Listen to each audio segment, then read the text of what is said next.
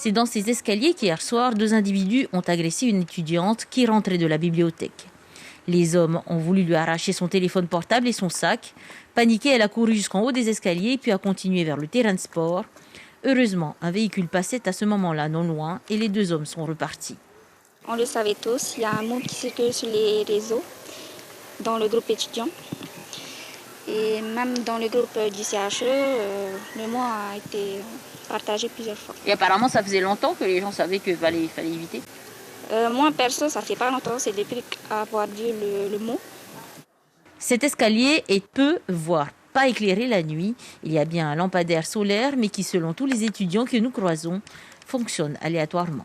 Nous, on demande juste à rentrer chez nous en sécurité, le matin comme le soir. Et nous avons justement prévenu l'OPH, nous avons envoyé des mails à l'OPH. Et nous avons aussi envoyé des mails au ministère du Logement pour prévenir la situation actuelle. Hein. Et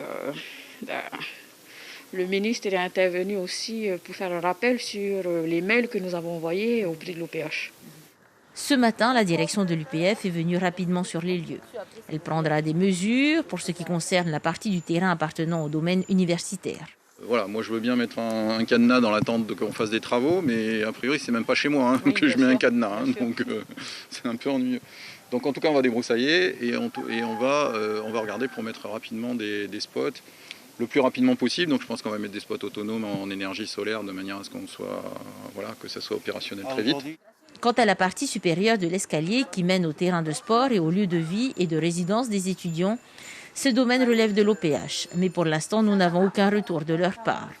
Malgré une première agression ce mois-ci, au même endroit, aucun changement notable n'a été constaté pour l'instant, en espérant tout de même qu'il ne faille pas attendre une 3e victime avant que des dispositions soient prises.